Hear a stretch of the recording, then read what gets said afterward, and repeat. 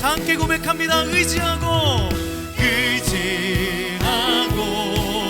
순종하는 길은 예수 안에 즐겁고 복된 길이로다. 의지하고 순종하는 길은 예수 안에 즐겁고, 의지하고 순종하는 길은 할렐루야. 의지하고 순종하는 길은 예수 안에 즐겁고 복된 길이로다. 할렐루야. 날마다 그렇게 주님의 말씀을 따라 순종하며 주님과 함께 동행하는 것이 우리에게 가장 큰 복음을 의지하며 우리 전심으로 주님 앞에 감사와 영광과 결단의 박수 올리며 나가겠습니다. 할렐루야.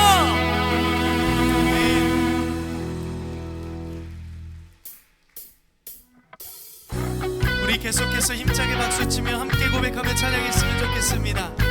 우리의 삶의 모든 복을 주시며 우리의 모든 삶의 그 풍요의 길을 걸어갈지라도 부요한 땅에 살지라도 그 근원이 주님께 있음을 고백합니다. 주 이름 찬양, 주 이름 찬양, 풍요의 강물을 흐르는 부요한 땅에 살 때에 주님 찬양해. 주 이름 찬양, 주 이름 찬양, 거치는 광야와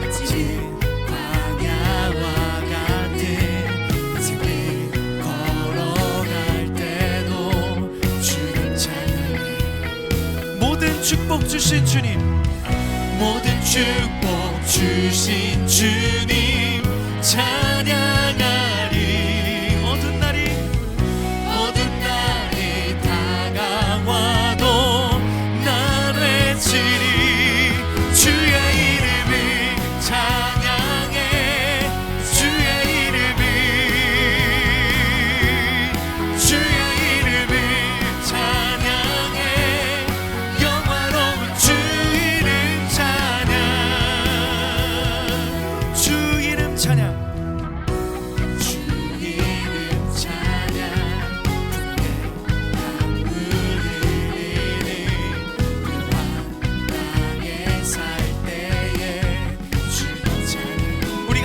광야와 같은 길을 걸어갈지라도 주 이름 찬양.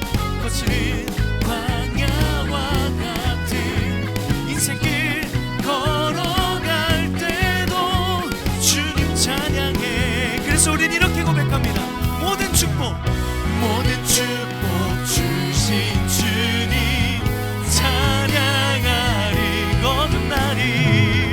어두운 날이 다가와도 난 외치리. 주의 이름을 찬양해. 주의 이름을 찬양해. 영화로운 주 이름, 주의 이름을 찬양해. 주의 이름을 찬양해. 영화로운 주 이름 찬양. 주님은 주시며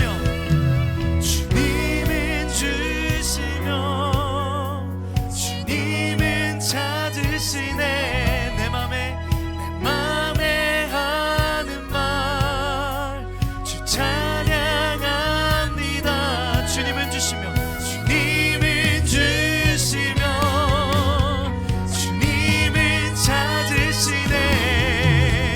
내 맘에 하는 말 주 찬양합니다. 주님은 주시며 주님은 찾으시네. 내 맘에 하는 말. 우리 믿음으로 선포하며 고백합니다. 주님은 주시며 할렐루야. 주님은 주시며 주님은 찾으시네. 내 맘에 하는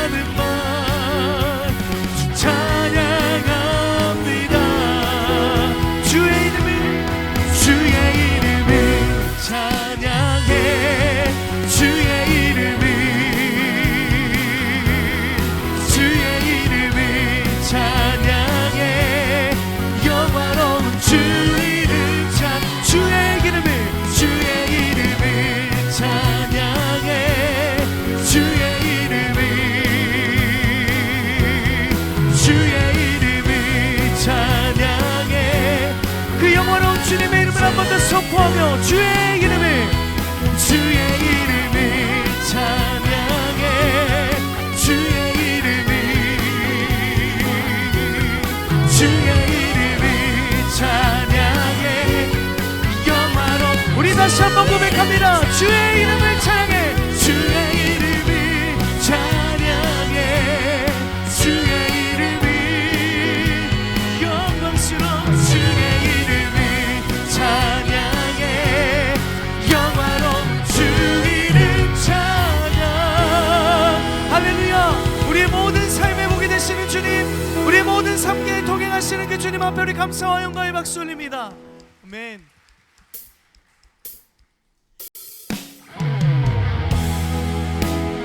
우리의 모든 삶의 자리가 빈들과 같고 광야와 같을지라도 날마다 우리 삶에 동행하시며 여전히 일하시는 그 신실한 주님께 우리 모든 것을 맡겨드리며 고백하며 찬양합니다. 날이 저물어 갈 때, 날이 저물어 갈 때, 빈들에서 걸을 때, 그때가 하나님의 때. 내 힘으로 안 될 때, 내 힘으로 안 될 때, 빈손으로 걸을 때, 내가 고백해 여호와 이름. 우리 다시 한번 고백합니다. 날이 저물어 갈 때, 날이 저물어 갈 때, 빈들에서 걸을 때, 그때가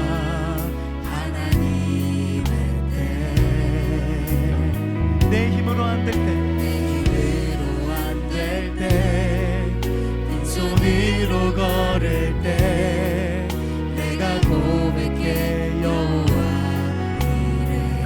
주가 일하시네. 주가 일하시네. 주가 일하시네.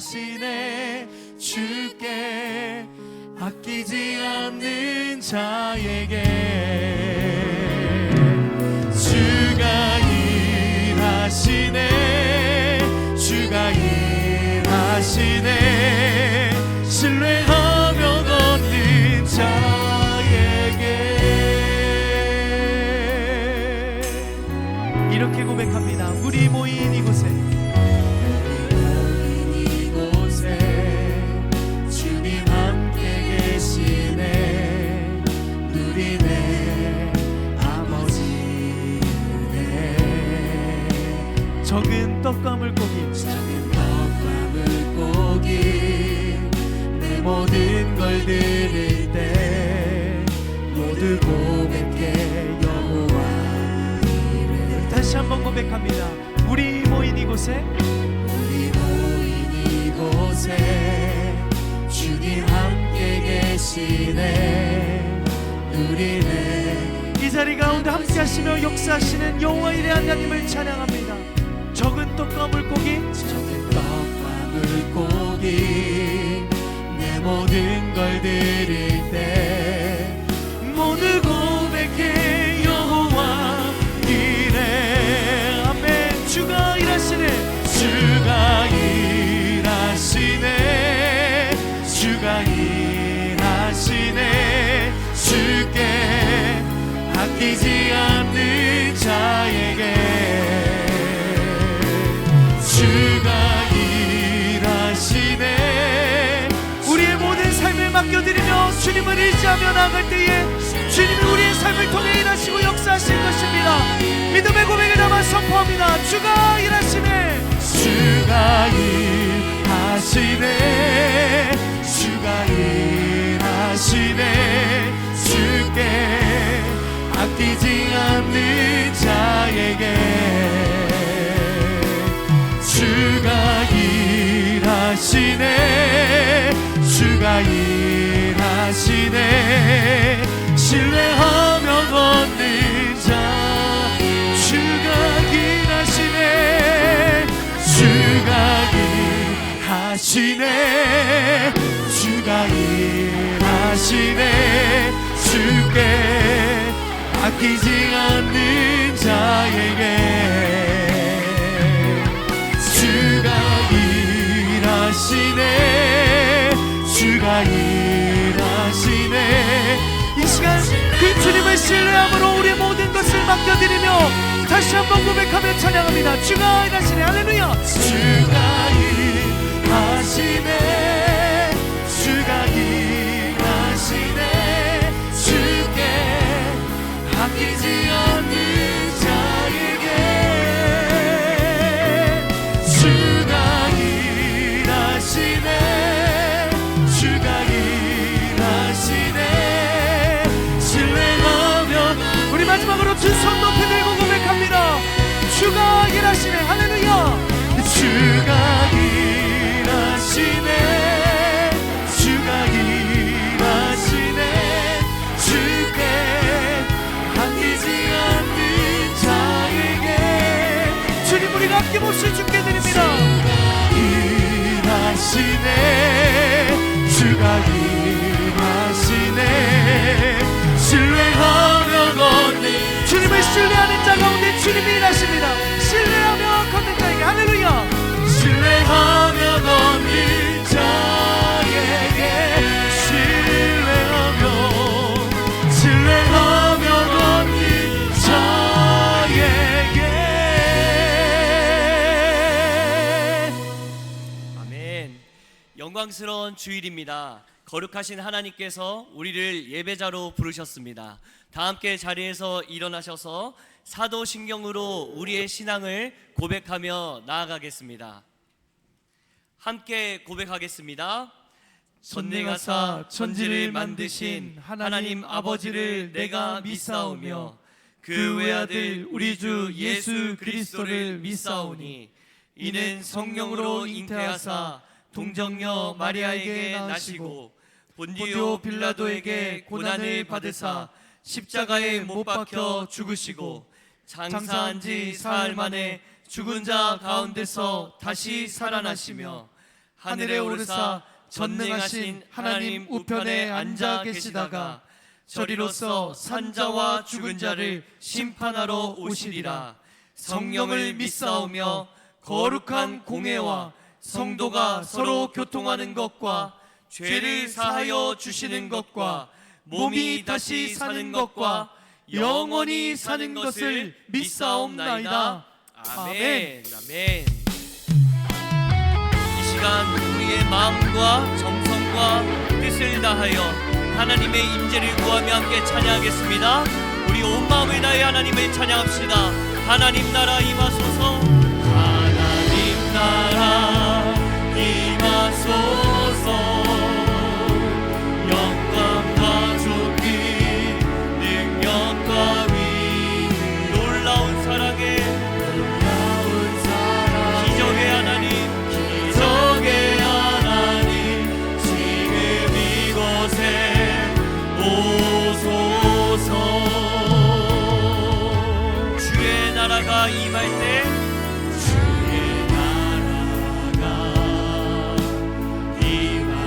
하나님 임재하실 때 하나님 임재하실 예배가 회복되며 기적은 일어나네. 기적은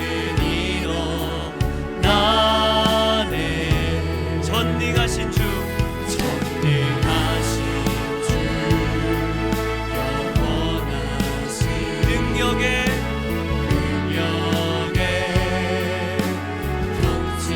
자유가 선포되어 주 백성 돌아오네.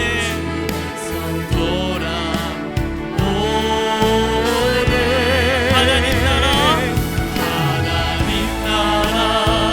임하소서. 영광과 존귀 능력과 위 놀라운 사랑에 기적의 하나님 기적의 하나님 지금 이곳에 오소서. 주 높고 위대하심을 주 높고 위대하심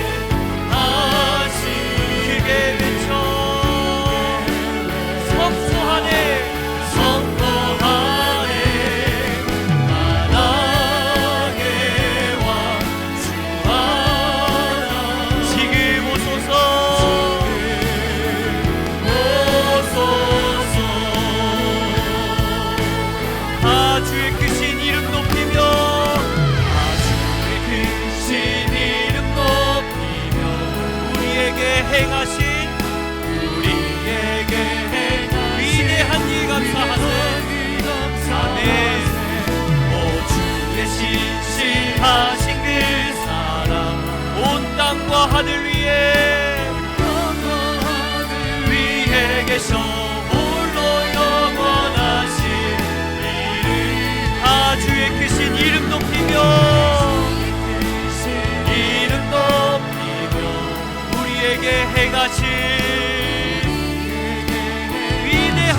감사하세.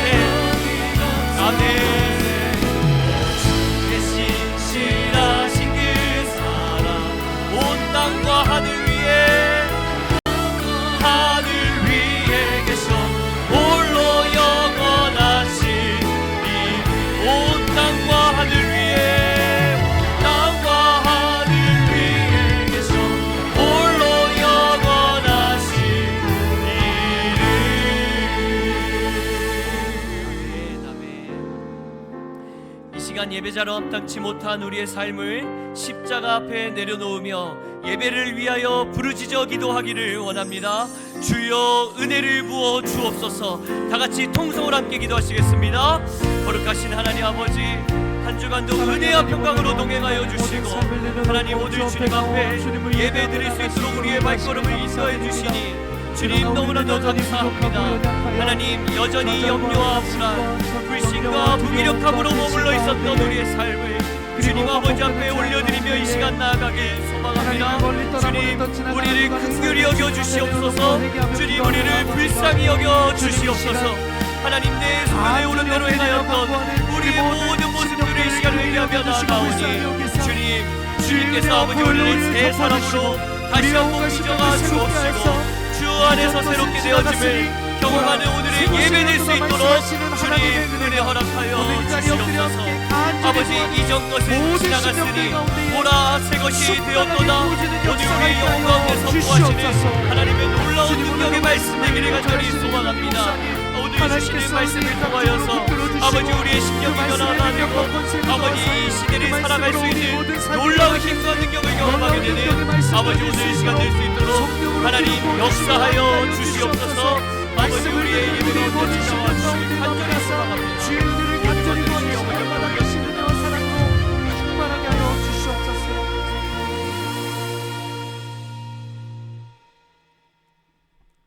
은혜와 사랑이 충만하신 하나님 아버지, 매 순간 주님의 인도하심에 감사드립니다. 많은 시간들 가운데 소중한 시간을 떼어 예배를 드릴 수 있도록 하시고 하나님을 사모하는 마음으로 이곳까지 인도하심에 감사드립니다. 날마다 주님을 기억한다지만 시시때때로 주님을 잊어버리고 죄악 가운데 빠져 있음도 깨닫지 못한 채 살아가는 우리의 연약함을 용서하여 주옵시고 또 넘어짐이 마음의 짐이 되어 믿음 없이 사는 것 같은 우리의 모습을 용서하여 주옵소서. 다만 바라옵기는 우리의 연약함을 책망치 마시고 주님의 긍휼하심을 바라보고 나아가는 우리가 되게 하옵소서. 무더운 여름 주님의 복음을 들고 아프리카와 태국과 말레이시아 그리고 제주 사역까지 무사히 마칠 수 있도록 보호하여 주심을 감사드리고 주님께서 향하신 선교지에 옛끓는 아버지의 마음을 우리 모두의 가슴에 담게 하시고 영아부부터 작년에 이르기까지 열정적인 여름 사역을 통해 하나님 아버지의 뜨거운 사랑의 복음을 열정을 담고 주를 향해 달려가게 하심을 진실로 감사를 드립니다. 이 나라가 많이 힘든 가운데 있습니다. 사회, 문화, 경제, 역사 모든 분야에 하나님의 관여하심이 있기를 기도합니다. 특별히 믿는 자들의 신앙이 흔들리지 않도록 강건함을 주시고 하나님이 주신 믿음 위에 굳건히 서게 하시고 성령 충만함으로 삶의 모든 분야에 주님의 인도하심이 있기를 간절히 기도합니다. 또한 우리 주님의 교회에도 하나님 아버지의 부흥의 역사를 경험하며 개개인에게 삶의 놀라운 부흥이 일어나기를 바라고 모든 성도님들과 함께 지어져가는 주님의 교회가 되기를 원합니다. 삶의 고통과 어려움과 위로함이 필요한 성도들에게 하나님의 놀라운 위로하심과 만지심이 있기를 원합니다. 그로 인해 우리 모든 성도님들의 삶이 변화되어지고 믿음 안에 세워져가는 은혜가 있기를 원합니다. 매주일 예배 초소를 위해 자신의 시간을 드리고 헌신을 드리며 예배자로 서고자 하는 많은 성도님들과 동력자들을 축복하여 주시고 우리의 신앙을 위해 기도하시는 목사님과 사역자분들에게도 함께 하시길 기도합니다. 또한 신종철 담임 목사님의 건강을 위해 기도합니다. 영육간의 강건함을 주시고 목회 경영의 지혜와 지식과 능력을 주시고 많은 영혼을 품을 수 있는 하나님의 귀히 쓰시는 목사님이 되게 하옵소서. 오늘 단위에 세우신 목사님에게 말씀의 지혜와 말씀의 지식과 말씀의 능력을 주셔서 그 말씀을 통해 피난처이신 예수 그리스도를 통해 우리의 삶에 변화가 있기를 원하며 말씀이 선포될 때 우리의 마음 문이 열리며 하나님 아버지를 깊이 경험하는 놀라운 은혜가 있기를 원합니다. 지금은 시작하는 시간입니다. 마치는 시간까지 모든 성도님들의 각 심령에 운행하셔서 은혜와 사랑이 충만한 예배가 되기를 원합니다. 지금도 살아 역사하시는 우리 주 예수 그리스도의 이름으로 기도합니다. 아멘.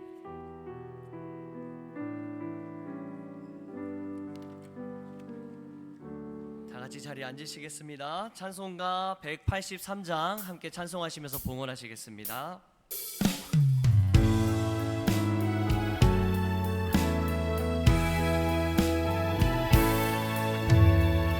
빛들의 마른 풀같이 시들은 나의 영혼, 주님이 약속한 성령 간절히 기다리네.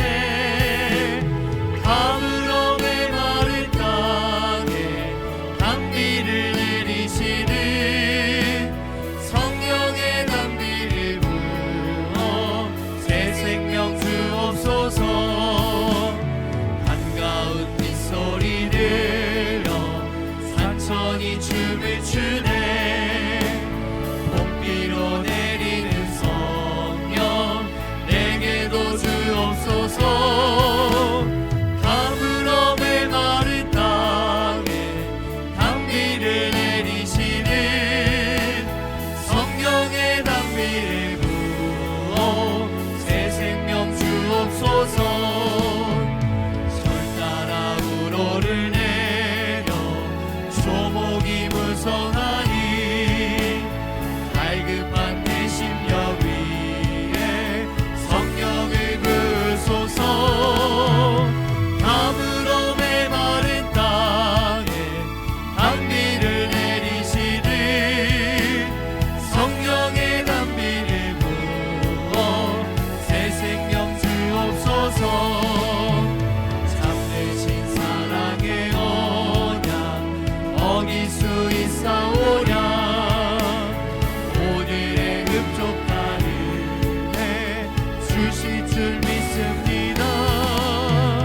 가물어 메마른 땅에 단비를 내리시는 성령의 단비를 부어 새 생명 주옵소서.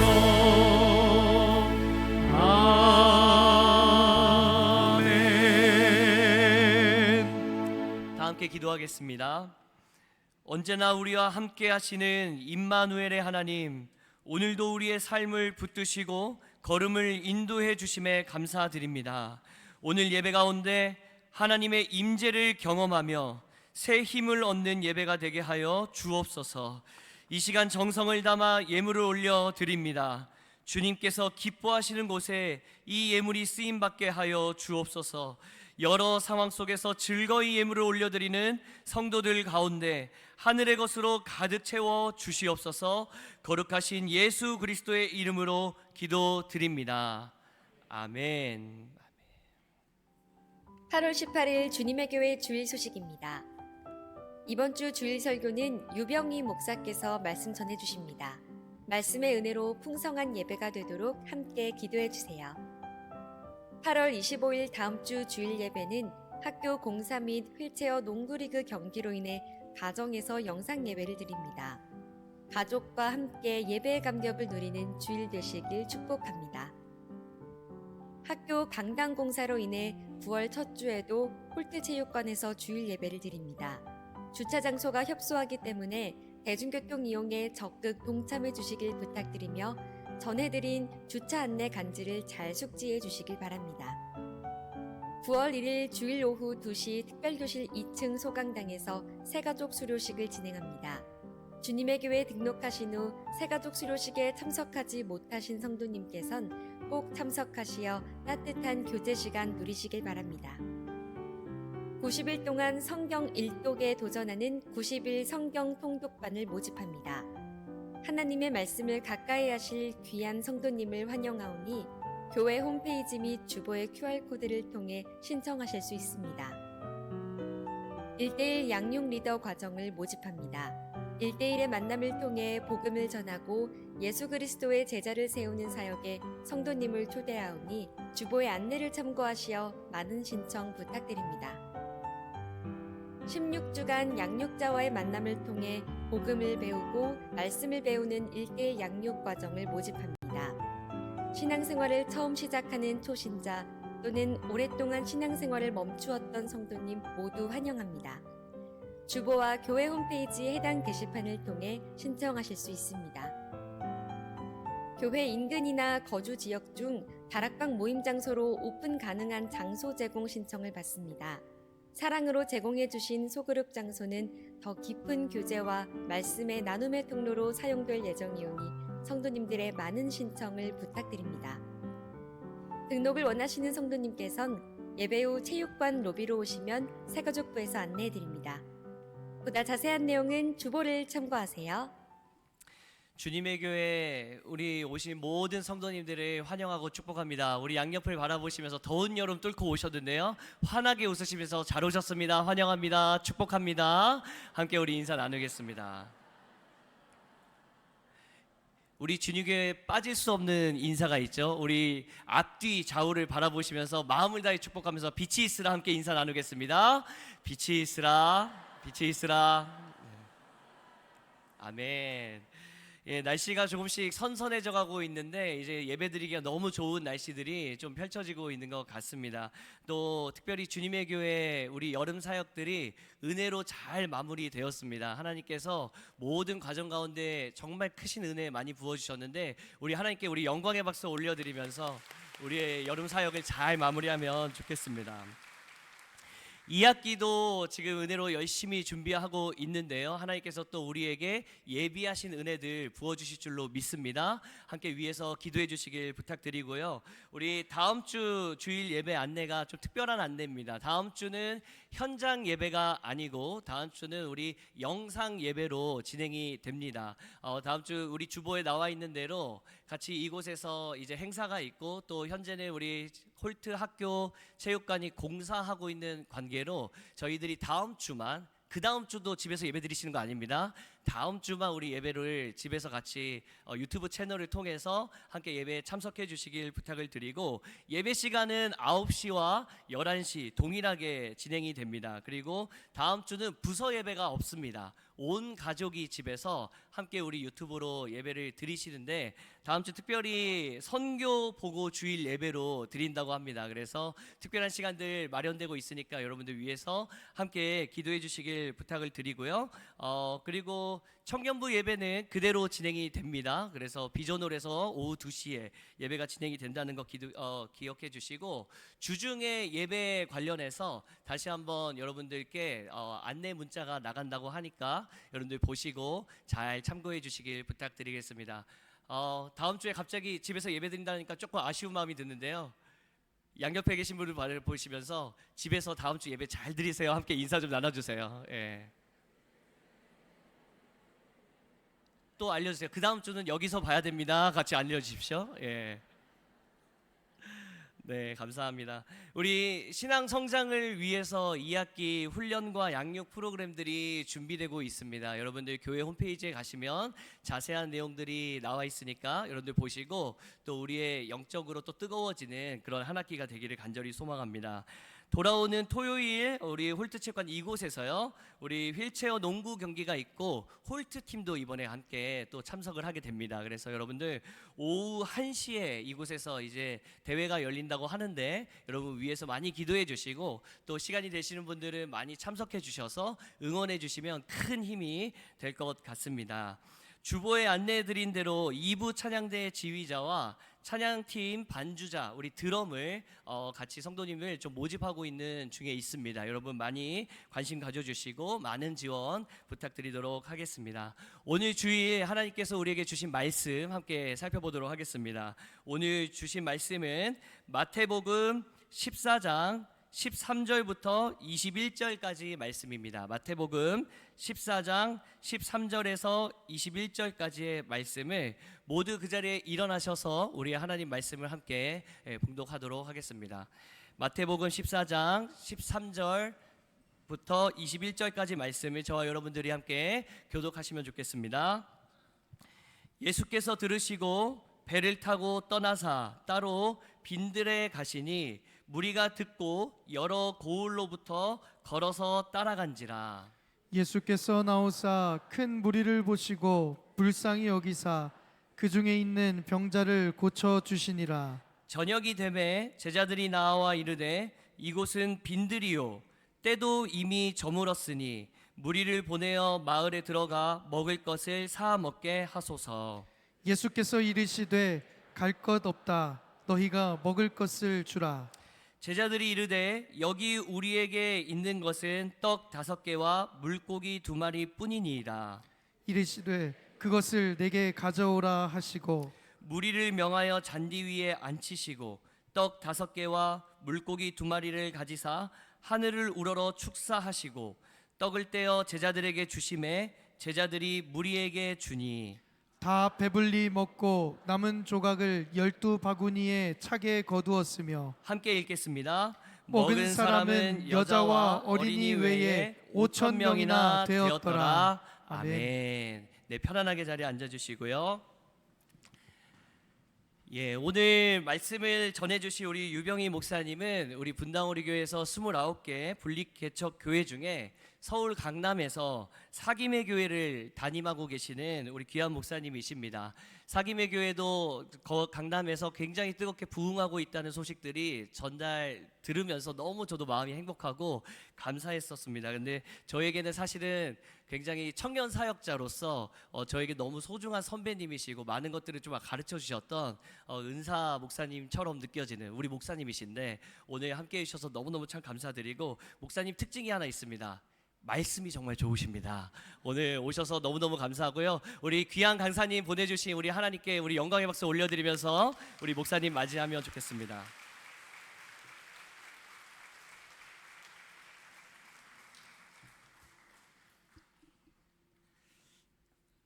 정지훈 목사님이 이렇게 부담을 주고 내려가시면 어떡하나 싶습니다. 환대해 주셔서 감사합니다. 저는 사김의 교회 섬기고 있는 유병휘 목사이고요. 신종철 목사님과는 동기예요. 제가 좀 더 들어 보이죠. 원래 저도 동안이었는데 지난 2년 사이에 이렇게 됐습니다. 이토록 아름다운 교회 그냥 초대돼서 오는 것만 해도 기쁨이고 감사인데 이렇게 하나님의 말씀을 나눌 수 있어서 너무 영광스럽습니다. 신 목사님이 자주 주님의 교회 이야기를 하셨거든요. 꼭 한번 와보고 싶었습니다.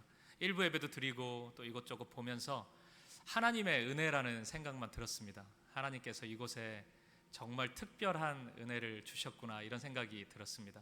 또 하나님이 은혜를 베푸실 때는 일반적으로 하나님의 사람들을 사용하시는데 많은 분들의 수고와 헌신이 또 느껴졌습니다. 사역자분들의 수고가 있었을 거고 또 순장님들, 또 주일학교 교사분들, 찬양팀 또 이런저런 곳에서 구석구석에서 수고와 섬김으로 아낌없이 자신을 드렸던 모든 성도님들이 이렇게 다가오는 것 같습니다.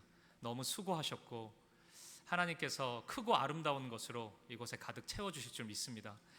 지금도 되게 좋은 교회 같은데 시간이 흐를수록 더욱 주님을 닮아가고 주님을 더욱 사랑하는 주님의 교회가 되기를 주님의 이름으로 축복드립니다. 몇 달 전에 제가 굉장히 흥미로운 내용의 글을 하나 읽었습니다. 신데렐라의 깨진 구두라는 글이었어요. 그러니까 이런 미술 작품이 있대요. 신데렐라의 깨진 구두라는. 그러니까 이 작품이 근데 실제 본 분들은 작품 같지가 않다 그래요. 그러니까 사각의 나무 틀 위에서 산산조각난 유리 조각이 그냥 쌓여 있는 모습이라고 합니다.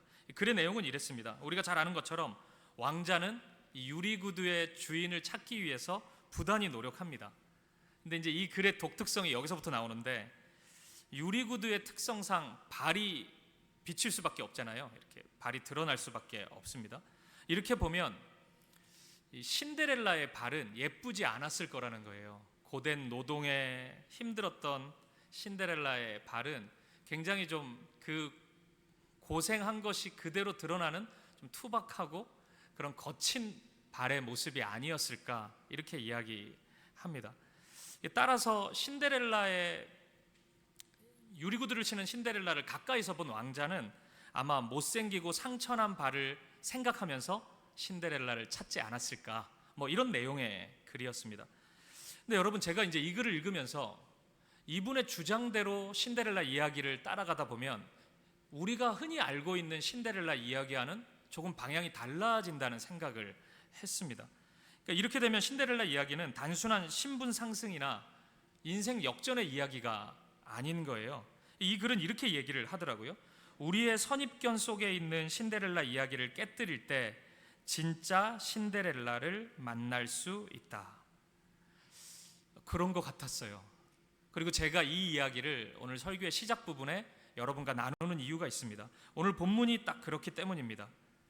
오늘 본문을 신분이 상승되고 뭐 인생이 역전되는 이런 세상에서의 성공, 세상의 기준, 세상의 가치로 읽지 않고 그것들을 다 내려놓고 그런 우리의 유리구들을 깨뜨린 채 있는 그대로 하나님의 말씀을 읽고 따라가다 보면 진짜 주님이 보입니다.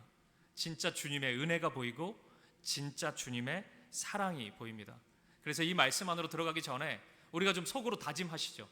그런 내 세상의 어떤 욕망, 소망 이런 것들을 다 내려놓고 오늘 말씀 그대로 제가 받아보겠습니다. 우리가 그 다짐으로, 그 마음으로 하나님의 말씀 앞으로 나아가 보겠습니다. 오늘 본문은 제법 갑작스럽게 시작되는 느낌이 있습니다. 오늘 본문의 13절 말씀을 한번 보시죠. 예수께서 들으시고 배를 타고 떠나사 따로 빈들에 가시니 무리가 듣고 여러 거울로부터 걸어서 따라간지라. 아멘. 예수님은 어떤 말씀을 들으신 후에 갑자기 이동을 하십니다. 예수님이 들으신 말씀은 바로 앞절에 나오는 세례 요한의 죽음입니다. 그러니까 충격적이게도 예수님의 오심을 준비했던 우리가 잘 아는 그 세례 요한이 매우 비참하게 죽임을 당합니다. 목이 베어서 죽임을 당해요. 이 충격 때문이었을까요? 예수님은 갑자기 배를 타고 이동을 하십니다. 그리고 빈 들로 가세요. 무엇을 하시려고 했던 걸까요? 그리고 도대체 이곳에서는 무슨 일이 일어나게 될까요? 근데 오늘 본문이 포함된 마태복음 14장을 처음부터 읽다 보면 오늘 본문과 바로 앞에 있는 이야기가 묘하게 대조를 이루고 있다는 것을 우리가 쉽게 발견할 수 있습니다. 그래서 오늘 본문 앞 이야기에 먼저 좀 집중을 해보겠습니다. 본문 앞의 이야기인 14장 1절을 보면 헤롯이라는 사람의 생일잔치로 이 14장이 시작된다는 것을 알 수 있습니다.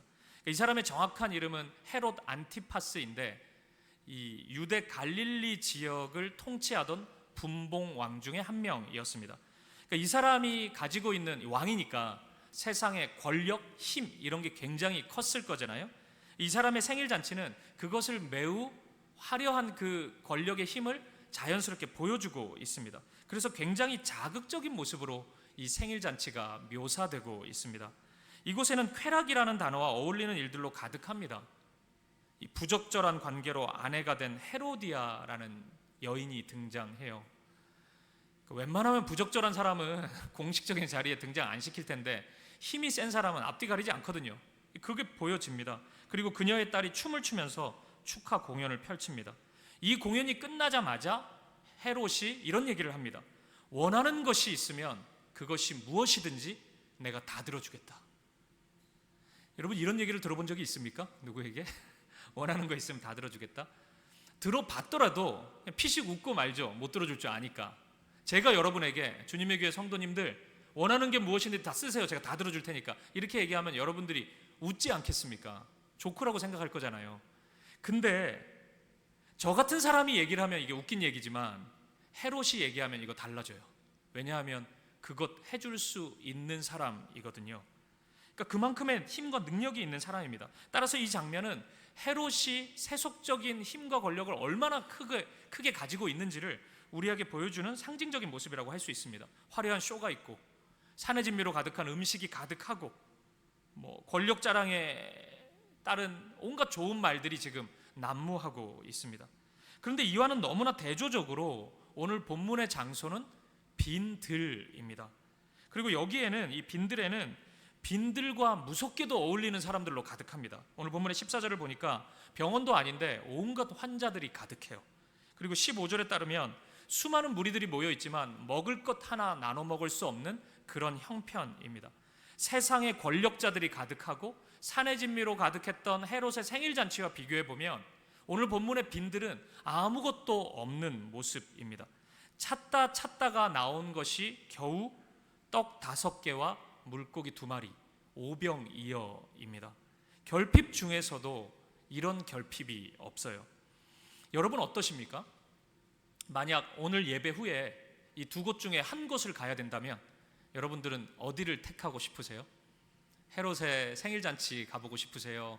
아니면 빈 들에 가고 싶으세요? 제가 수년 전에 분당우리 교회에서 이제 제자 훈련을 할 때 귀납적 성경 연구라는 숙제를 내드리는데 그걸 굉장히 훈련생들이 고통스러워하는데 이 본문으로 제가 숙제를 내드린 적이 있습니다. 그리고 제가 적용 질문을 이렇게 드린 적이 있어요. 여러분의 삶의 목표는 헤롯의 생일 잔치를 향해 있습니까? 아니면 빈 들을 향해 있습니까? 그러니까 많은 훈련생들이 자녀들을 위한 기도 제목을 많이 주셨는데 이 질문도 던졌습니다. 여러분들의 자녀 교육의 철학은 여러분들의 자녀를 헤롯의 생일 잔치에 어울리는 아이로 만들고 있습니까? 아니면 빈 들에서 주님과 함께하는 아이로 만들고 있습니까? 제가 질문했습니다. 여러분은 이 질문에 답하실 수 있겠습니까? 대답하기 어려우시면 보다 근본적인 질문을 제가 던져보겠습니다. 여러분, 이 두 곳 중에 헤롯의 생일 잔치 그리고 빈들, 이 두 곳 중에 어디가 하나님 나라와 더 어울리는 것 같아요? 답을 해야 된다면 어디인 것 같습니까? 빈들 같죠? 그죠? 가보고 싶은 곳은 아니긴 한데 그래도 답을 써야 된다면 그게 맞는 것 같잖아요. 빈들입니다. 언뜻 보면 헤롯의 생일 잔치가 더 잔치처럼 보여요. 그 성경을 읽다 보면 하나님 나라를 잔치 이미지로 많이 설명하거든요. 그렇게 보면 헤롯의 생일 잔치가 하나님 나라처럼 보이는데 이게 결말이 되게 이상하잖아요. 되게 화려하게 시작했는데 헤롯의 생일 잔치의 결말은 하나님의 사람 세례 요한의 죽음입니다. 장르가 가족 영화에서 스릴러로 완전히 바뀌어요. 되게 무섭습니다. 여기 하나님 나라 아닌 것 같아요. 빈들이 하나님 나라 같습니다. 그렇다면 그 다음 질문이에요. 이 차이를 만들어낸 핵심은 무엇입니까? 왜 여러분은 빈들이 하나님 나라와 더 같은 것 같다고 그렇게 대답을 하셨어요? 예수님 때문이죠. 예수님이 거기 계시잖아요. 지금 헤롯의 생일 잔치에는 모두가 가고 싶어 하는 것 같은데 예수님은 거기 안 가셨거든요.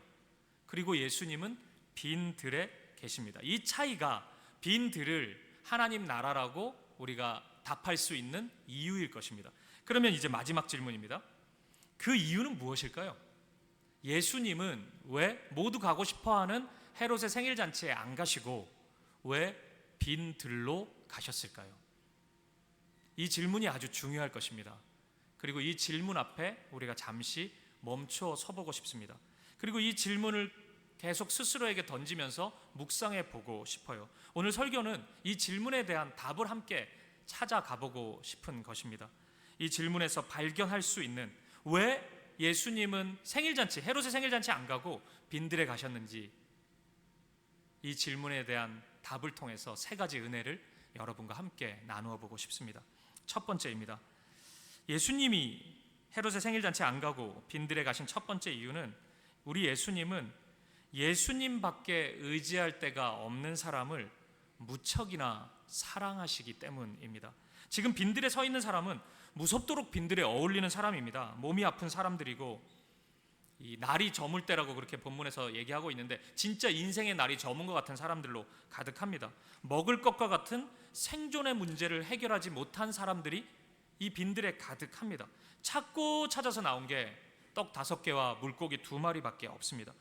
예수님이 계시지 않으면 이제 이들은 이 세상에서 의지할 것을 찾을 데가 없어요. 그러니까 여기까지 온 겁니다. 그 사람들이 빈들에 예수님 앞에 모여 있습니다. 그런데 본문 14절 말씀을 보세요. 우리 이 말씀은 같이 한번 읽어보겠습니다. 시작. 예수께서 나오사 큰 무리를 보시고 불쌍히 여기사 그 중에 있는 병자를 고쳐주시니라. 아멘. 오늘 본문은 예수님이 이들을 향해서 불쌍히 여기셨다 그렇게 말씀하고 있습니다. 근데 이 번역을 지금 불쌍히 여기셨다 했는데 실제 헬라어 성경을 보면, 그러니까 신약 성경은 헬라어로 쓰여져 있어요. 좀 독특한 단어가 사용되고 있습니다. 스플랑크 니조마이라는 단어에 3인칭이 쓰여져 있어요. 그러니까 이 단어는 스플랑크스라는 명사에서 나온 동사입니다. 이런 것까지 외울 필요는 없습니다. 근데 이 단어가 지금도 그리스에서는 사용되는 단어예요. 이게 창자라는 단어입니다. 그러니까 의학 용어겠죠. 그러니까 굉장히 좀 독특한 단어예요. 예수님이 불쌍히 여기셨다고 할 때는 우리가 흔히 생각하는 아이고 안 됐네, 어쩌다가 저런 형편이 됐나, 이런 마음이 아닌 거예요. 그건 우리가 주로 표현하는 거고 우리가 가지는 마음이고, 예수님은 우리를 바라보실 때 창자가 꼬이고 끊어지는 것 같은 그 아픔을 가지고 우리를 바라보신다는 것입니다. 예수님의 사랑이 이런 식인 거예요. 우리말에서 뭐 단장의 슬픔 이런 거 있잖아요. 장이 끊어지는 슬픔. 그런 것과 굉장히 비슷합니다. 예수님은 우리를 사랑하신다 할 때 이런 식으로 사랑하시는 거예요. 좀 하다가 마는 사랑이 아닙니다. 할 수 있는 만큼 하는 게 아니에요.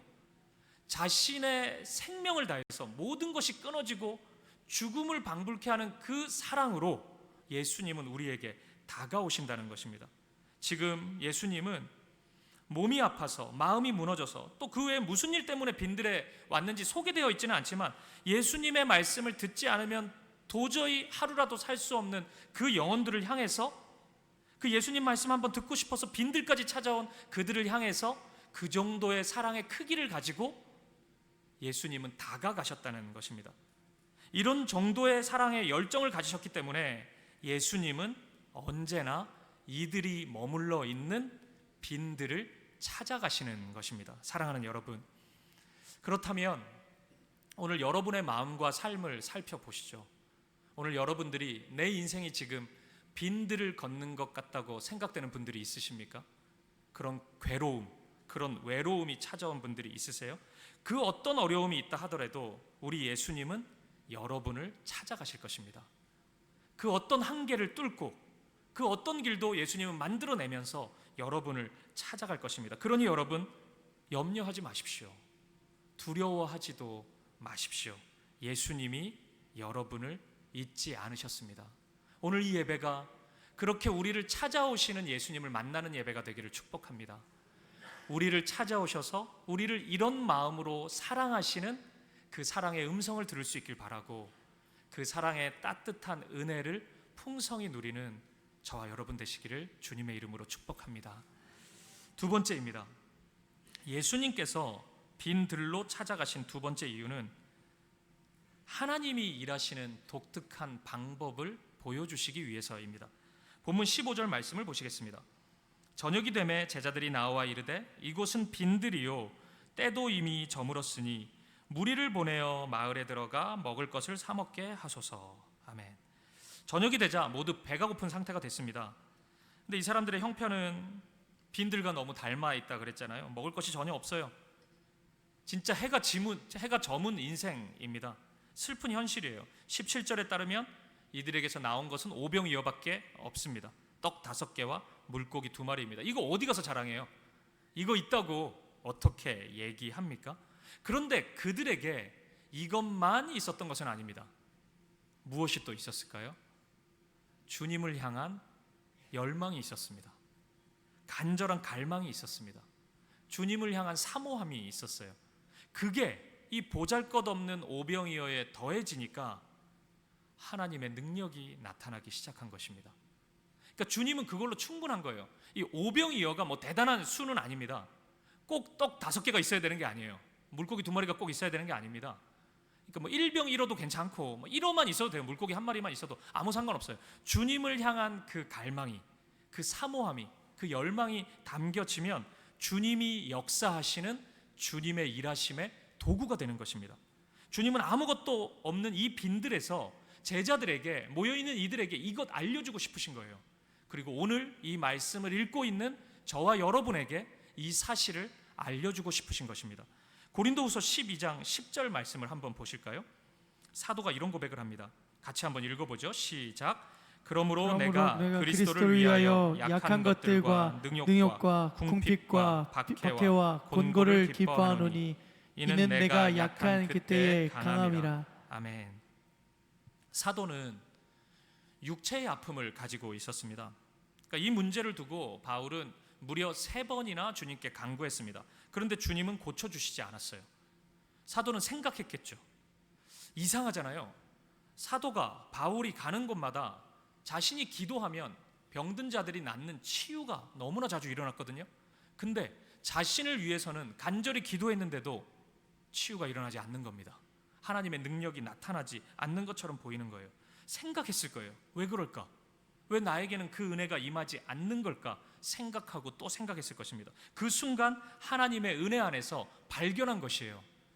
아, 주님은 약할 그때, 내가 아무것도 할 수 없는 그때 온전히 역사하시는구나. 그래서 이 일을 통해서 내 힘을, 내 능력을 의지하면 안 되는구나. 내가 그걸 깨닫기를 주님이 원하시는구나. 그 사실을 알게 된 것입니다. 사랑하는 여러분, 이것이 주님의 일하심의 방법이에요. 여러분, 이걸 기억하십시오. 너무 강해서 주님께 쓰임받지 못하는 사람은 굉장히 많아요. 제가 사역을 하면서 그런 분들은 숱하게 봤습니다. 너무 많이 가지고 있기 때문에, 너무 많은 것을 소유하고 너무 강하기 때문에 주님을 의지하지 못하는 경우는 너무 많습니다. 그리고 주님께 사용되지 못하는 경우는 너무 많아요. 하지만 그 반대의 경우는 없었습니다. 너무 약하기 때문에 주님의 은혜를 경험하지 못한다? 너무 약하기 때문에 주님께 쓰임받지 못한다? 그런 경우는 저는 본 적이 없습니다. 주님의 도구가 되면 도구가 되지, 우리의 약함은 불필요한 것은 결코 아니라는 것입니다. 오늘 약함 가운데 있는 분들이 있으십니까? 몸이 건강하지 못하고 능력이 없고 지식이 없고 여러 가지 환경에 결핍이 있어서 힘들어하는 분들이 있으세요? 찾다가 보니까 겨우 오병이어밖에 안 나와가지고 이거 쪽팔려가지고 어디 가서 얘기해요. 이런 분들이 있으세요? 제가 신방하다 보니까 신방을 거부하는 분들이 있어요. 근데 이유를 들어보면은, 아, 목사님 너무 누추해서 뭐 초대할 수 없어요, 뭐 이런 식으로 얘기하는 분들이 있습니다. 그런 분들이 있으세요? 여러분, 주님께 나아가시면 됩니다. 여러분의 인생을 주님께 드려보셔요. 아무리 작은 것이라 할지라도 여러분의 마음을 담아서 주님 앞에 드려보십시오. 나는 깨뜨릴 옥합도 없고 향유도 없고 아무것도 없습니다. 그래도 드려보십시오. 우리의 생명이 있지 않습니까? 우리의 삶이 있지 않아요? 드려보십시오. 그러면 우리 주님은 여러분을 통해 일하실 것입니다. 그 하나님의 일하심을 경험하는, 그 하나님의 은혜를 경험하는 저와 여러분 되시기를 주님의 이름으로 간절히 축복합니다. 마지막 3번째입니다. 예수님이 빈들로 가신 3번째 이유는 바로 이곳에서 우리 자신의 실체를 보여주시기 위함이었습니다. 너무나 아이러니하게도 때때로 우리 주님은 우리를 빈들로 인도하실 때가 있습니다. 근데 여러분, 사실 이러한 진술은 우리를 굉장히 불편하게 만들지 않습니까? 이거 기분 좋게 들을 사람이 어디 있어요? 빈들로 간다는데. 근데 이것은 사실이에요. 우리 주님은 우리를 빈들로 인도하실 때가 있습니다. 왜 그러실까요? 그러니까 왜 저와 여러분을 때때로 빈들로 인도하시는 걸까요? 우리 주님이 우리의 고통을 즐거워하시는 분이십니까? 그런 가학적인 분이세요? 우리가 막 쓰러져서 아파하는데 막 씩 웃고 그런 분이 한번 밟아주고 뭐 이런 분입니까? 아닐 거잖아요. 그런 분이 분명히 아닐 텐데 왜 때때로 주님은 우리를 그런 곳으로 인도하실까요? 그곳에서 우리가 어떠한 존재인지를 보게 하시려고 그곳으로 인도하시는 겁니다. 이 말은 곧 우리가 빈들에 가지 않으면 보지 못하는 것이 있다는 거예요. 100번을 얘기해도 절대 깨닫지 못하는 것이 있어요. 하지만 우리가 그곳에 섰을 때 비로소 깨달아지는 진리가 있다는 것입니다. 사도행전 1장을 보면 십자가에 죽으시고 부활하신 예수님께서 승천하시기 전에 제자들과 약속하시는 장면이 나옵니다. 무엇을 약속하시죠? 우리 주님이 성령을 주시겠다고 약속하시잖아요. 그런데 가만히 그 말씀을 보면 성령을 받는 장소가 특정되어 있습니다. 사도행전 1장 4절을 한번 보세요. 사도와 함께 모이사 그들에게 분부하여 이르시되 예루살렘을 떠나지 말고 내게서 들은 바 아버지께서 약속하신 것을 기다리라. 아멘. 그러니까 저는 여기서 주목하고 싶은 게 왜 예루살렘일까예요. 예루살렘을 떠나지 말래요. 거기서 꼭 성령을 받으래요. 왜 그래요? 왜 우리 집은 안 돼요?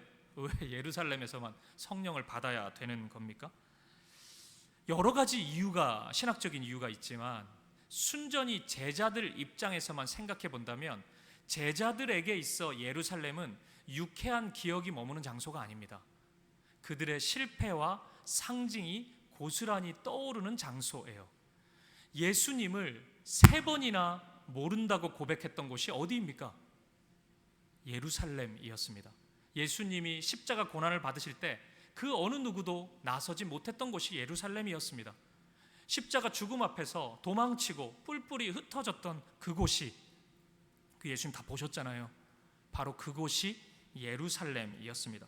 스스로에 대한 실패, 절망이 떠오르는 그 트라우마가 있는 장소예요. 보통 우리가 이런 장소가 있으면 떠납니다. 여기 머물러 있지 않으려고 해요.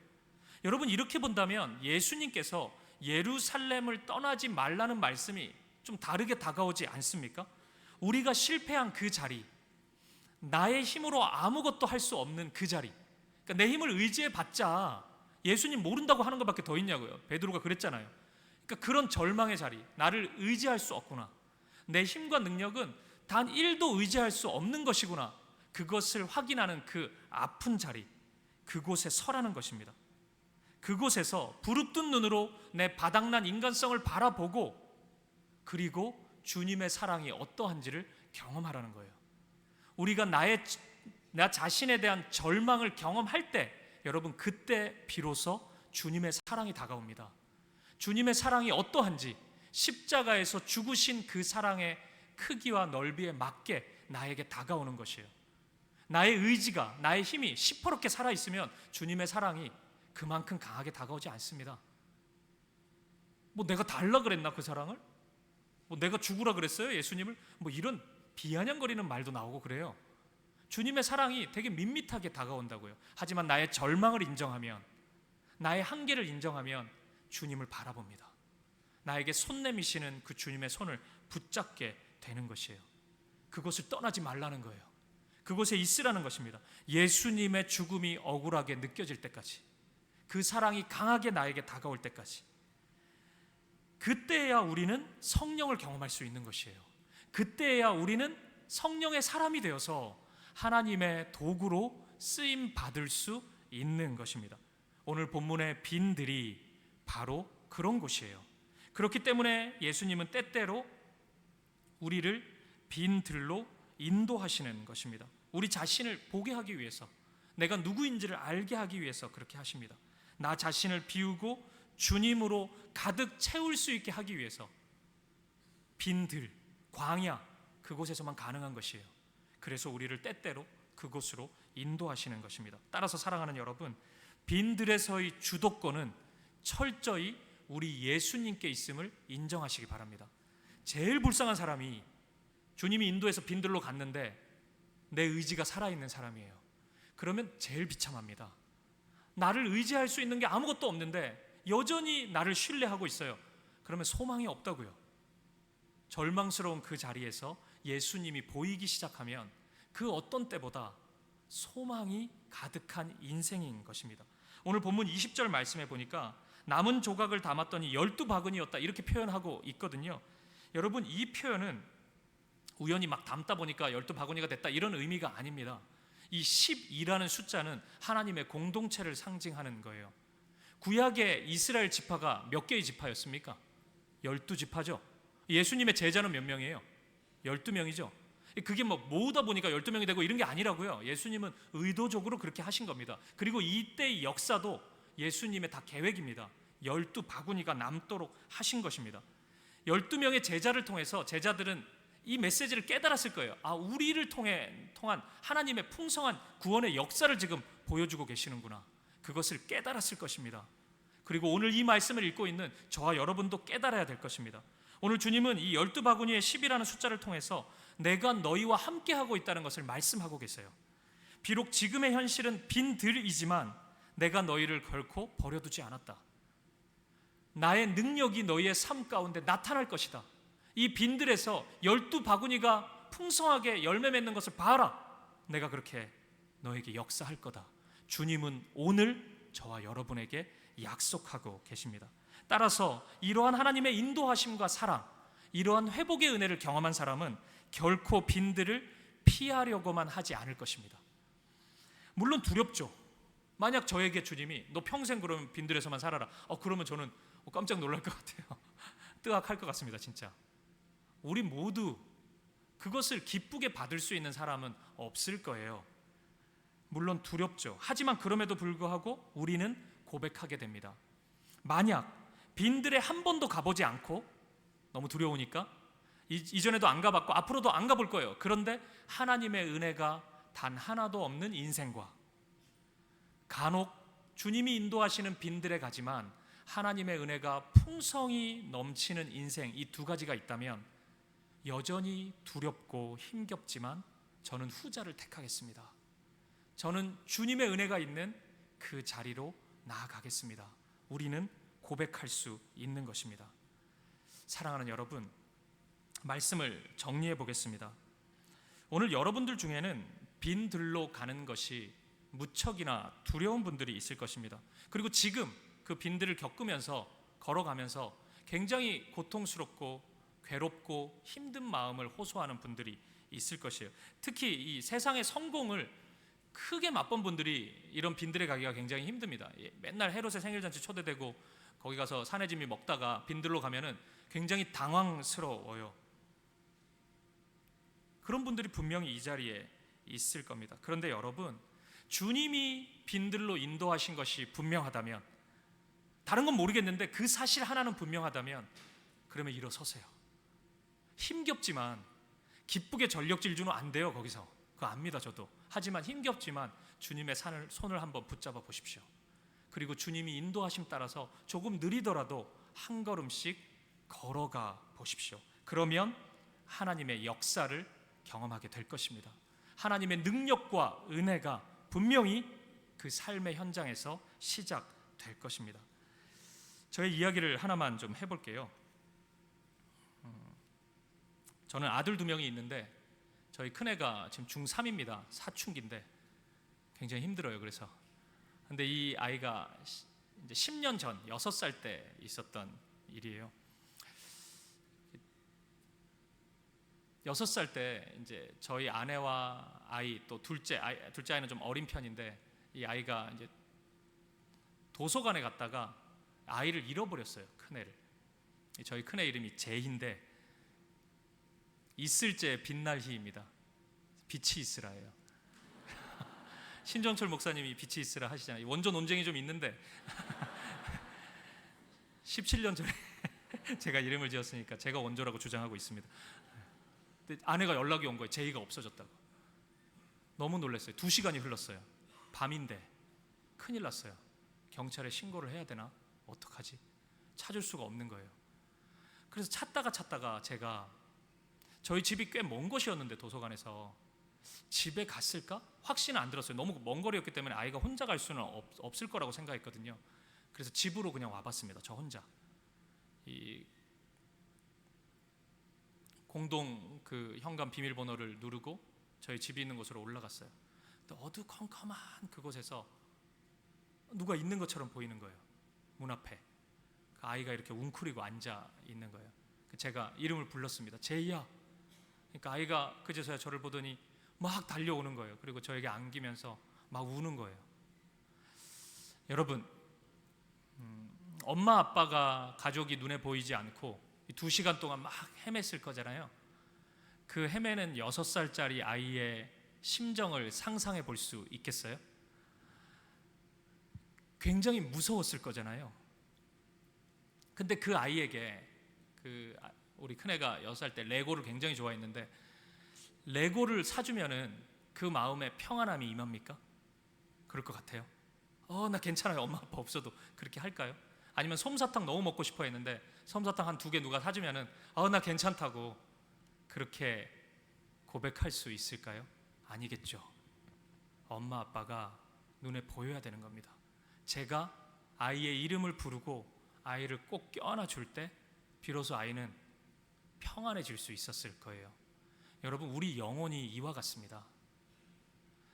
헤롯의 생일 잔치 아무리 많이 가고 그곳에 화려한 사람들, 난다 긴다 하는 사람들 다 만나고 명함 주고 받고 그곳에서 산해진미 먹고 그런 게 저와 여러분의 영혼을 지켜줄 수 없어요. 우리의 영혼에 평안함을 줄 수 없습니다. 주님이 우리의 이름을 불러주실 때, 주님의 품 안에 안길 때 우리는 비로소 안전할 수 있고 비로소 평안함을 누릴 수 있습니다. 여러분, 이 사실을 잊지 않으시기 바랍니다. 화려한 신데렐라의 유리구두를 깨뜨릴 수 있기를 바라요. 오늘 빈 들을 걸어가고 있는 여러분들이 그것을 깨뜨리고 주님의 손을 붙잡을 수 있기를 바랍니다. 빈 들이나 초막이나 궁궐이나, 그 찬송가 아시죠? 내 주 예수 모신 곳이 그 어디나 하늘나라입니다. 빈 들이라도 초막이라도 그곳이 하나님 나라입니다. 사랑하는 여러분, 오늘 여러분이 서 있는 자리가 빈들처럼 느껴지세요? 이런저런 어려움으로, 결핍으로 주님이 아니면 도저히 어쩔 수 없어서 오늘 이 예배 가운데 나오신 분들이 있으십니까? 그러면 여러분, 이곳에 찾아오신 예수님을 바라보십시오. 누구나 다 헤롯의 생일잔치 가고 싶어 하지만 예수님은 세상에 그런 곳에 계시지 않습니다. 오늘 이곳에 계세요.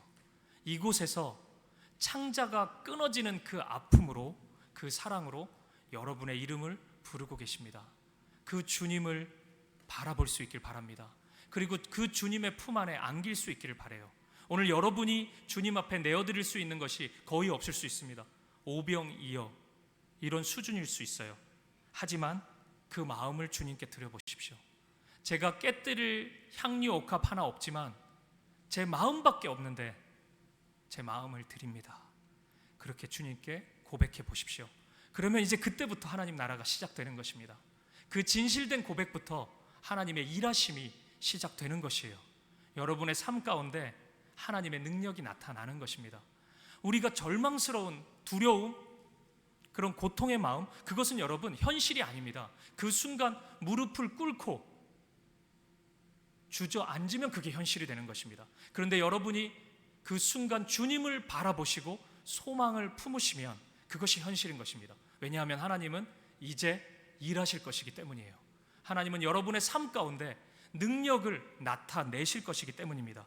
지금 여러분이 서 있는 그 자리는, 그 빈들에는 회복과 치유가, 은혜가 넘치는 12바구니가 흘러 넘치는 하나님의 능력이 기다리고 있습니다. 하나님의 일하심이 기다리고 있습니다. 그 은혜를 사모하는 저와 여러분 되시기를, 그 은혜를 소망하고 이제 날마다 누리는 우리 주님의 교회 성도님들 되시기를 주님의 이름으로 간절히 축복드립니다. 우리 함께 찬양 드리고 기도하실까요? 주가 일하시네, 이 찬양을 함께 드리고 싶은데요. 우리 아까 예배 시작 때 함께 불렀던 찬양이죠. 여러분, 저는 지금 신종철 목사님과 제가 이제 자주 통화도 하고 이야기도 나누고 그러거든요. 제가 친구지만 신 목사님을 되게 존경해요. 왜냐하면 꽤 오랫동안 봤는데 한결 같아요, 이분은. 여러분 그걸 느끼시는지 모르겠는데 어릴 때부터 똑같아요. 하나님을 향한 마음, 교회를 향한 마음, 영혼을 향한 마음이. 그래서 막 이런저런 얘기를 많이 해요. 그리고 저도 위로도 많이 받고 그러는데 이제 이런 고백을 나눈 적이 있어요. 제가 저도 이 주님의 교회처럼 제가 섬기는 사김의 교회도 이제 2년 몇 개월 전에 개척이 됐는데 제가 그때 굉장히 두려웠거든요. 걱정도 많이 되고 교회 개척이 잘 이루어질까? 교회가 건강하게 설 수 있을까? 나는 거기에 합당한 사람인가? 그리고 이제 저는 서울 강남 지역 교구를 맡게 되었기 때문에 그곳에서 교회를 세우게 됐단 말이에요. 굉장히 교회 장소를 구하기가 어려웠어요. 지금도 사실 저희 교회는 좀 어렵습니다. 이사를 벌써 4번 했거든요, 저희는. 그리고 내년에 또 할 거고. 그런 측은한 눈빛으로 쳐다보시다니. 위로를 받으세요 그러면. 근데 제가 많이 두렵고 막 그랬는데, 걱정도 하고 염려도 하고 그랬는데, 제가 그런 고백을 한 거예요. 제가 3년 전으로 돌아간다면 제일 이제 아쉬운 것, 내가 꼭 하고 싶은 것 무엇인지 고백한 적이 있어요. 그게 뭔지 아세요? 하나님을 기대하는 거예요. 소망하는 거. 물론 하나님을 기대하지 않았던 건 아니에요. 오랫동안 기도로 준비했던 일이기 때문에 소망했어요. 근데 제가 지금 돌아보니까 충분하지 않았어요. 충분히 소망해도 되는데, 충분히 기대해도 되는데, 제가 불과 2년 몇 개월 전인데 제가 했던 걱정과 염려가 정말 많았거든요. 근데 제가 정말 정직하게 고백할 수 있어요. 다 쓸데없는 거였어요.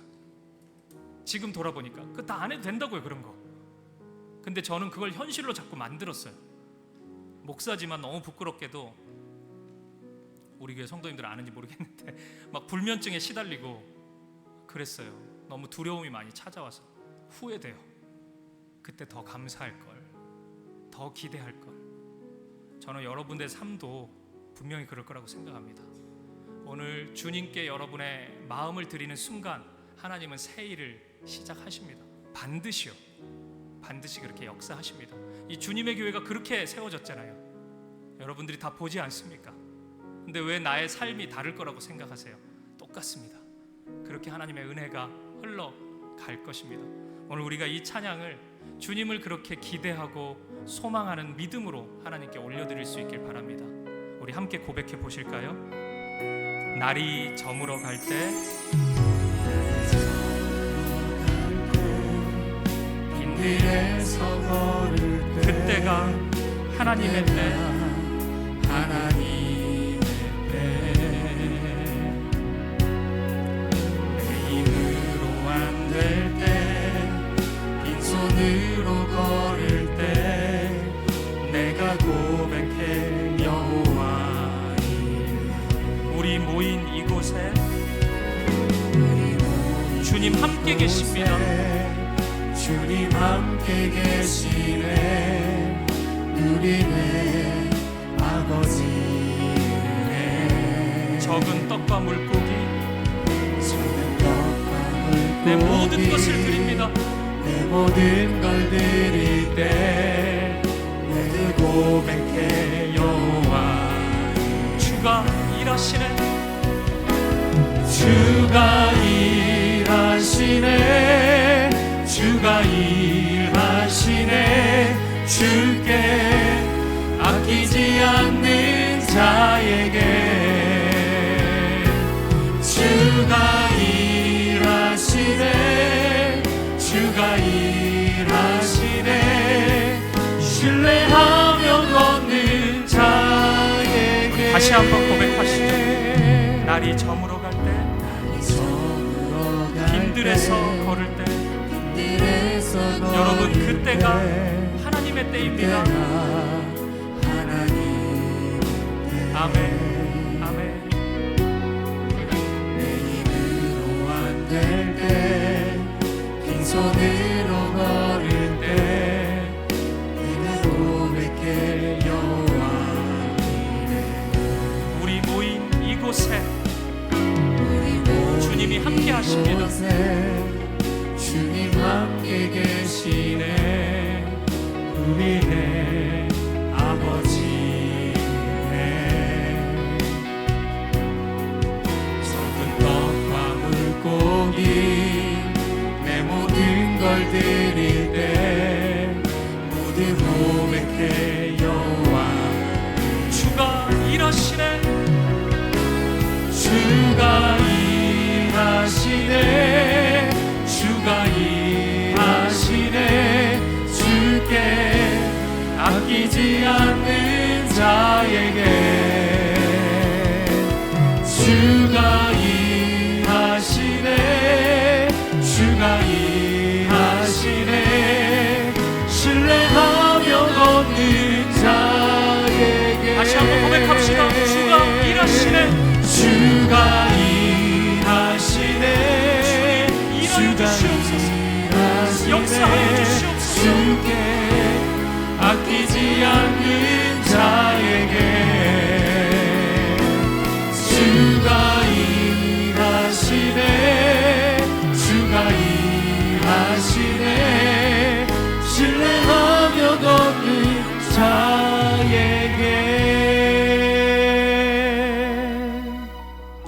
기도하실까요? 사랑하는 성도님, 오늘 빈들을 걷는 것 같은 괴로움과 아픔, 외로움, 고통 가운데 서 있는 분들이 있으십니까? 주위를 둘러보면 아무것도 없고 다 잃어버린 것, 결핍밖에 느껴지지 않는 분들, 오늘 믿음을 강구합시다.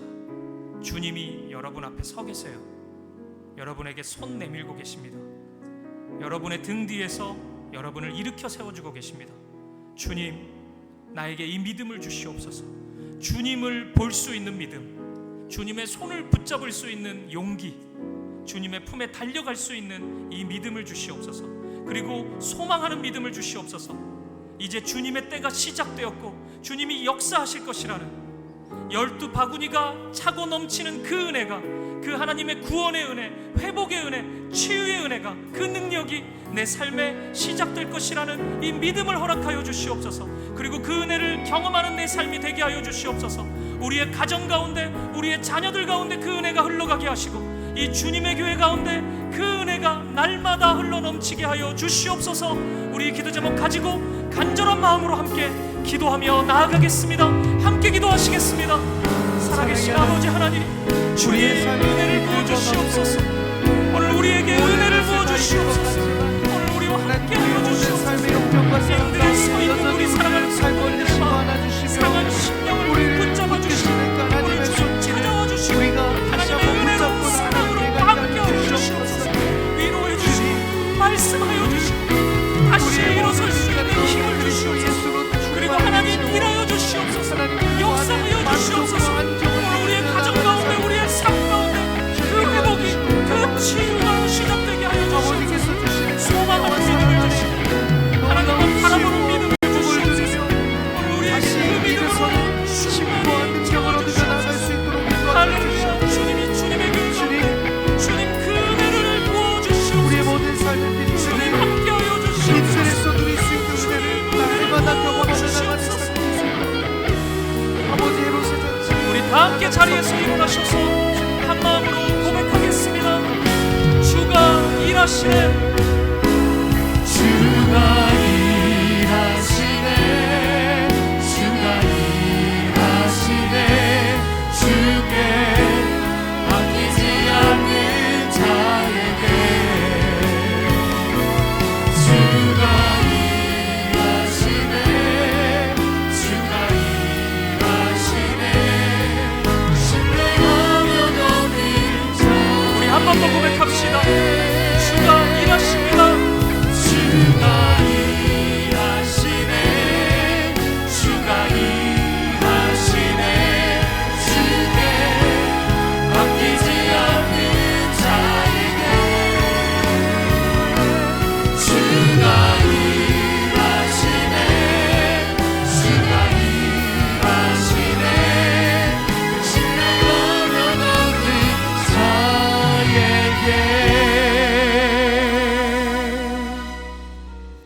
하나님 아버지, 우리의 인생이,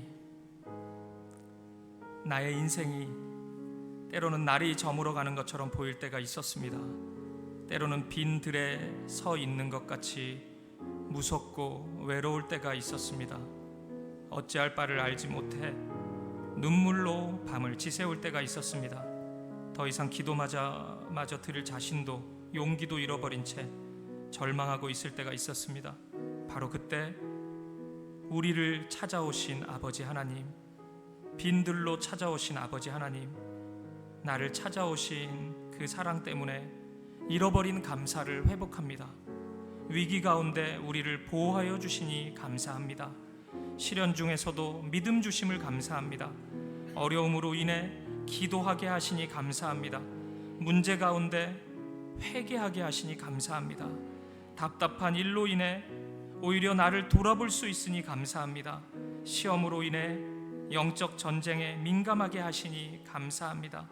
지금 내가 빈들에 서 있는 이유는 나의 본 모습을, 그리고 주님의 손길을, 믿음의 능력을, 기도의 필요성을, 다시 시작하는 기쁨을, 십자가의 승리를 깨닫게 하시는 아버지의 은혜의 선물임을 고백합니다.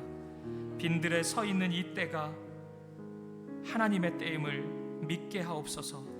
이 풍랑과 비바람 인연하여서 더 빠르게 더 바르게 가도록 신실하신 아버지 우리를 굳게 붙들어 주옵소서.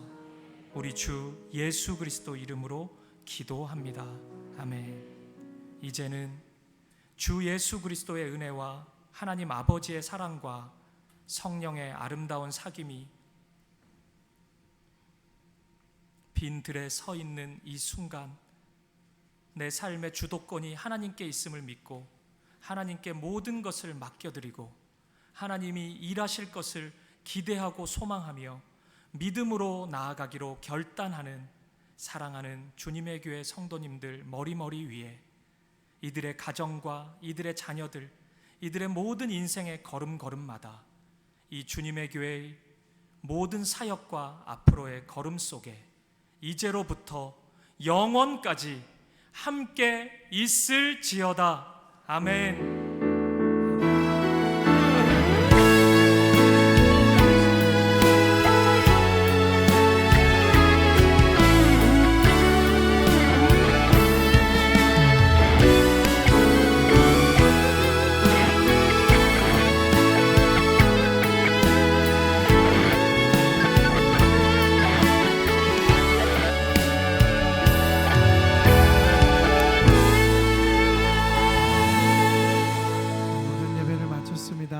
주님과 동행하며 승리하는 시간 보내시기를 소망합니다.